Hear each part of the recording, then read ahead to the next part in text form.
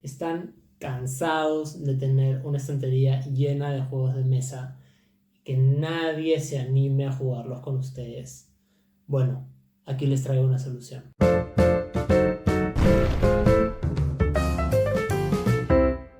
Vamos a hablar de 10 juegos que pueden servirte para enganchar a tus amigos en el mundo de los juegos de mesa. Porque no muchas personas están convencidas de que vayan a pasarla bien jugando un juego de mesa. Muchas personas odian uno y odian Monopoly y son los únicos dos juegos que conocen y no necesariamente saben que hay algo más allá de eso que podría resultarles muy entretenido. Entonces, basándome un poco en mi experiencia presentándole nuevos juegos a personas que no conocen muchos juegos de mesa, voy a darles algunas recomendaciones que podrían utilizar para enganchar a sus amigos en los juegos de mesa. Voy a dividir el video en 3 niveles, básicamente. El primer nivel va a ser un poco para las personas que solo conozcan Uno y Monopoly y digan, bueno, a mí me gusta jugar Uno. Entonces van a ser juegos de mecánicas simples, mecánicas que pueden ser conocidas, partidas rápidas y turnos bastante simples. El segundo nivel es para las personas que han jugado Catán y dicen, ok, sí, me gusta más o menos Catán. Podrían presentarles este tipo de estos juegos de ese nivel. Y el tercer y último nivel es simplemente como dar un pasito extra a los del segundo nivel, agregándole como mecánicas un poquito más complejas y un poco más de variables a los juegos. Pero sin más preámbulos, vamos con el primer nivel. La primera recomendación del primer nivel es Virus. Virus es un juego de cartas para 2 a 6 jugadores en el que cada uno tiene que tratar de formar un cuerpo humano compuesto de al menos 4 órganos diferentes sanos. El primero que llega a conseguir estos 4 órganos sanos gana la partida. El asunto es que no es tan fácil como simplemente, ok, me tocan las cartas de los órganos, las juego en mi mesa y gano, sino que durante la partida los otros jugadores pueden infectar tus órganos con virus y hacerte un poquito más complicado ese camino a la victoria. Y hay también una serie de cartas especiales que te permiten robar órganos de otros jugadores o intercambiar órganos con otras personas y otras variables más. Entonces los turnos suelen ser bastante rápidos, las partidas corren bastante fácil y siempre hay que estar pendiente del juego de los otros jugadores para tratar de ver a quién tengo que estorbar o a quién tengo que fastidiar primero para tratar de evitar que ganen. Es un juego bastante simple, pero le gusta bastante a las personas que recién están empezando con esto y por eso es mi primera recomendación de este nivel. Ahora vamos a cambiar un poco de mecánica porque les voy a recomendar un juego cooperativo en lugar de uno competitivo. Y esa recomendación es Hanabi. Hanabi es un juego de cartas competitivo para 2 a 5 jugadores en el que todos estamos tratando de manera conjunta de armar el mejor show de fuegos artificiales posible. Para eso, cada jugador tiene una mano compuesta de 5 cartas. Esas cartas son de diferentes colores y diferentes números. Pero el detalle es que los jugadores no pueden ver su propia mano. Está visible para todos los demás, pero yo no puedo ver mi propia mano.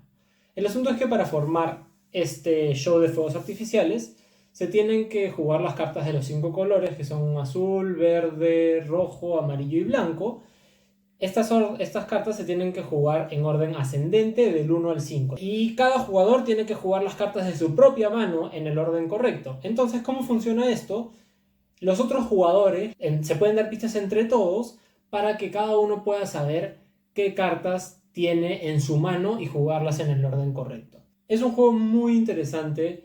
Cambia un poquito la dinámica de competir y ver quién gana, sino tratar de ganar y trabajar todos juntos por un objetivo.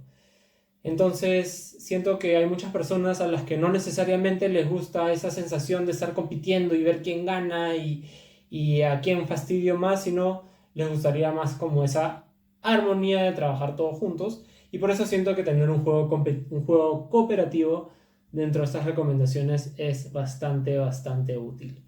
Y por eso Hanabi, que lamentablemente no lo tengo en mi colección, pero Hanabi es mi recomendación número 2 de este nivel.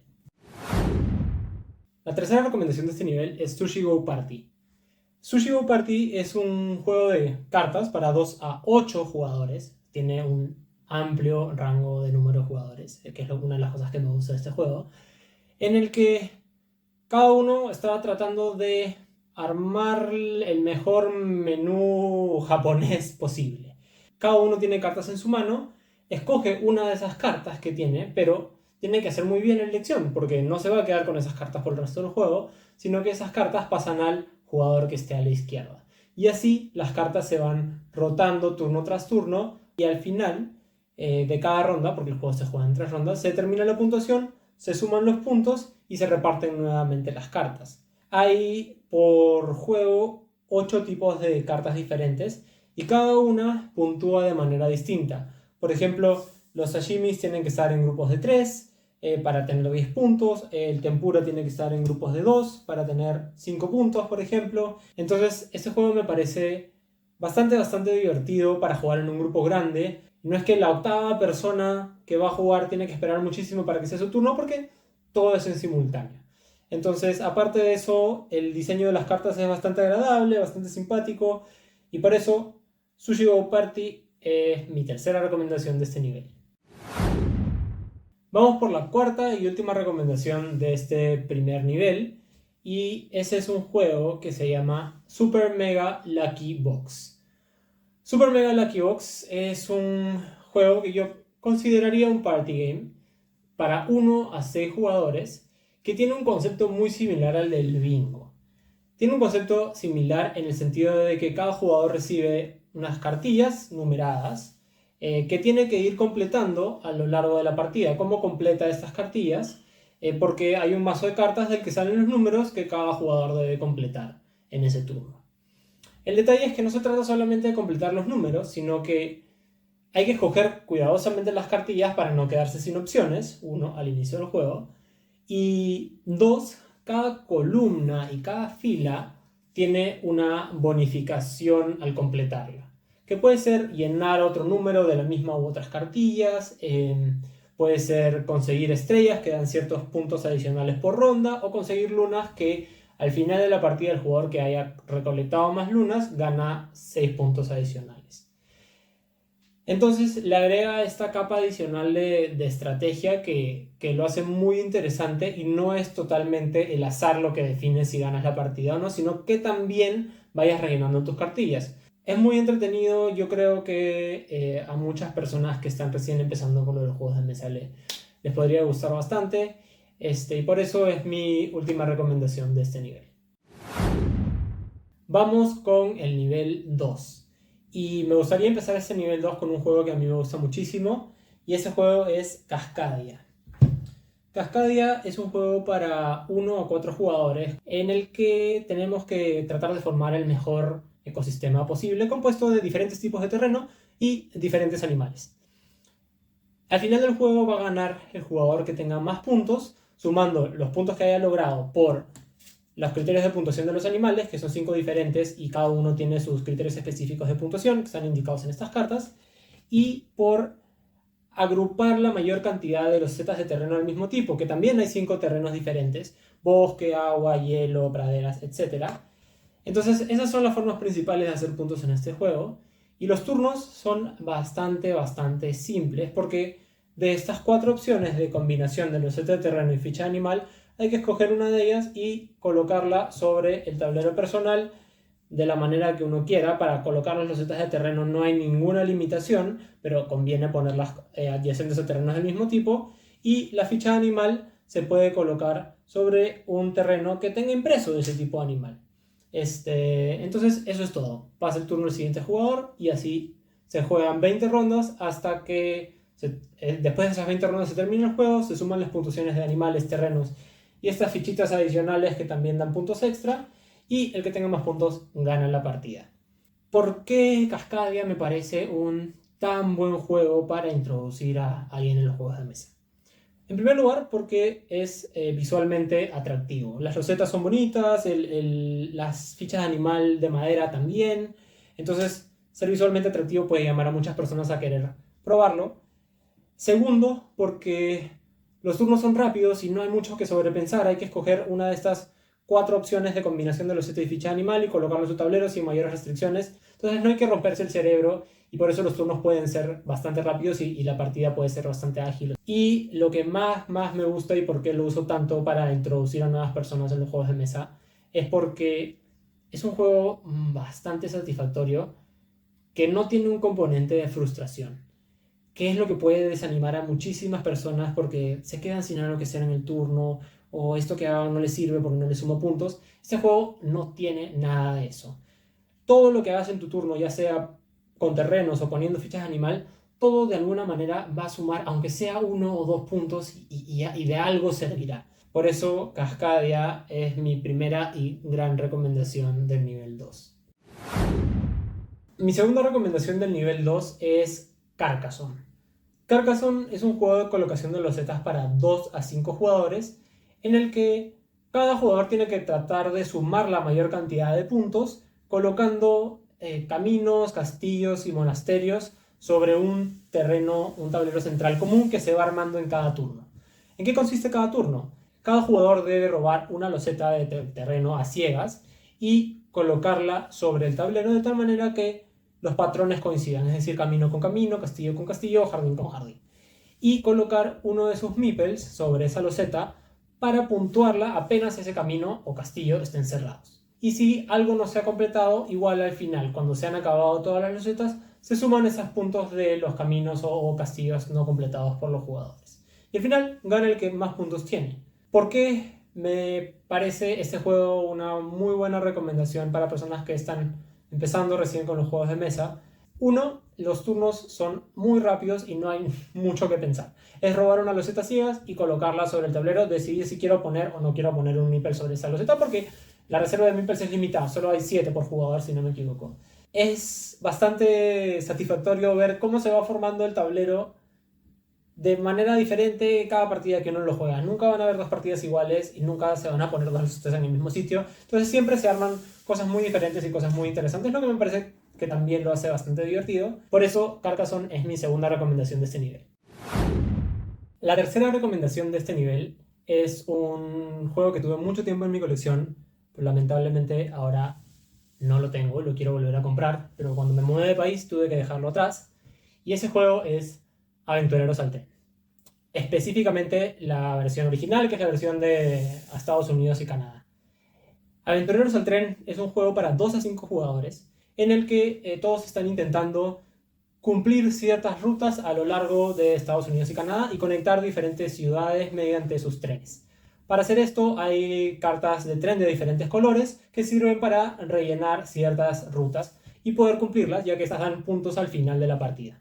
Este juego me parece excelente dentro de su simplicidad, porque tiene esta interacción con los otros jugadores en el sentido de que todos tienen que completar rutas y todos tienen que completar rutas diferentes, pero que puede ser que se crucen en cierta medida. Entonces hay que tomar buenas decisiones para saber qué ruta completar primero y tratar de que otros jugadores no te roben ese espacio por donde pasar.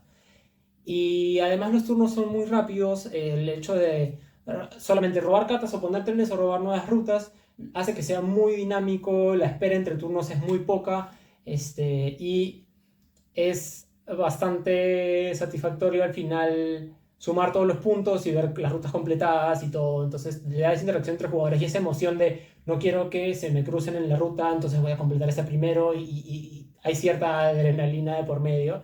Es un juego que jugamos muchísimo mi novia y yo cuando recién lo compré. Jugamos a veces 15 partidas seguidas y cada partida la jugábamos en 15 minutos porque jugábamos rapidísimo.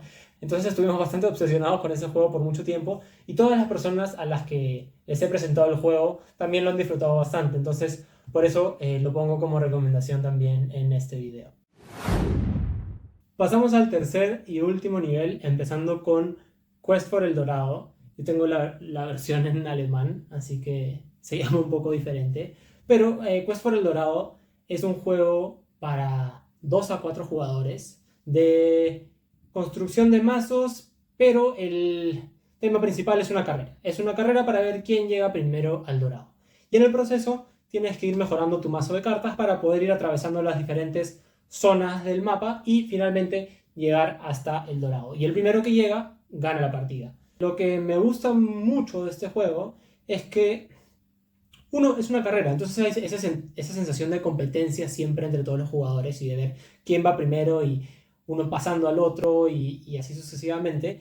Y se pueden ir comprando cartas para mejorar y atravesar el terreno lo más eficientemente posible. Cada jugador empieza con 8 cartas en su mazo, todos empiezan con los mismos tipos de cartas y se van usando esas mismas cartas para comprar nuevas y mejores cartas que permitan avanzar más rápido o atravesar ciertos tipos de terreno que no se pueden atravesar con las cartas que uno empieza al inicio.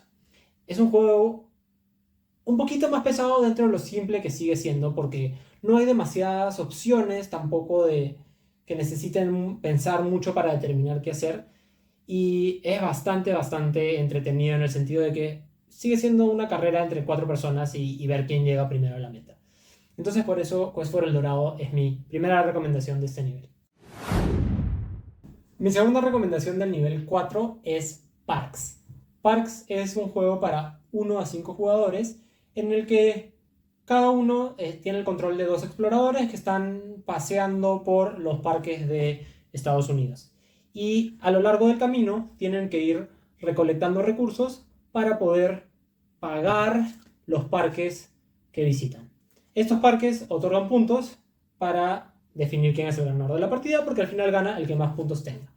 Lo que me parece muy bueno igual para introducir a nuevas personas al juego es, como he dicho ya en muchas otras ocasiones, que es visualmente muy atractivo el juego. O sea, tenemos estas cartas de parque que los diseños son espectaculares y cada una es diferente. Es una recomendación para este tercer nivel porque sí me parece que tiene un grado de complejidad un poco mayor que todo lo anterior, incluso un poco mayor que Quest for el Dorado, el juego que les recomendé justo antes, porque tiene más variables, tiene estas cartas que puedes comprar para tener beneficios a lo largo de la partida, tiene unas cantimploras que también te permiten cambiar, por ejemplo, agua por otro tipo de recursos, tienes los parques, las fotos y una serie de componentes diferentes que le agregan una capa adicional de complejidad. El hecho de que tenga esos componentes adicionales que le agregan complejidad hace el juego más interesante si tienes a alguien que no quiere un juego tan simple y le gustaría algo más complejo, algo que lo haga pensar un poquito más en cuál es el mejor orden de hacer las cosas. Por eso Parks es mi segunda recomendación de este tercer nivel. Y mi última recomendación de este video es un juego ampliamente conocido y ese es Wingspan. Wingspan es un juego para 1 a 5 jugadores en el que cada uno está tratando de gestionar un hábitat para atraer a la mayor y mejor cantidad de aves posible. Entonces, en cada turno los jugadores deciden si quieren jugar aves, conseguir alimento para poder pagar nuevas aves, poner huevos o robar nuevas cartas para ampliar sus opciones. Esas son las 4 opciones que hay dentro del juego. Es mi última recomendación de este nivel porque siento que es el juego más complejo y más en donde más hay que pensar de toda esta lista, pero me parece que sigue siendo una buena opción para personas a las que les han gustado los juegos del segundo nivel y les gustaría algo un poco más complejo, porque en Wingspan tienes estas 4 opciones, tienes que tener este objetivo de final de ronda bastante presente para tratar de sumar mayor cantidad de puntos y a medida que tú vas eligiendo una determinada acción se va haciendo una fila de aves a lo largo del hábitat y a medida que vas regresando vas pasando por cada ave y activando sus habilidades. Entonces hay que tratar de optimizar los combos que se generan en cada hábitat gracias a las aves y por eso siento que es una buena recomendación porque es un poco más complejo y estratégico que los anteriores juegos, pero sí, sigo sintiendo que puede ser bueno para introducir a alguien en un juego un poquito más complejo, porque además el diseño es muy bonito, es visualmente atractivo y eso también puede llamar a muchas personas a jugarlo. Y es bastante satisfactorio poder activar estas habilidades de cada ave y recibir cada turno algo más y que cada turno esos combos vayan mejorando. Entonces, por eso siento que Wingspan es una muy buena recomendación y la última de este video. Estos son los 10 juegos de mesa que les recomiendo para tratar de enganchar a sus amigos y convencerlos de que los juegos de mesa probablemente son mucho mejores de lo que ellos creían. Por favor, cuéntenme qué opinan, qué juegos les hubiera gustado ver en esta lista o qué juegos les han funcionado a ustedes para introducir a sus amigos en los juegos de mesa. Déjenme en los comentarios y si ya tienen a alguien en mente a quien convencer de jugar con ustedes, compartan este video con ellos y nos vemos en el próximo video.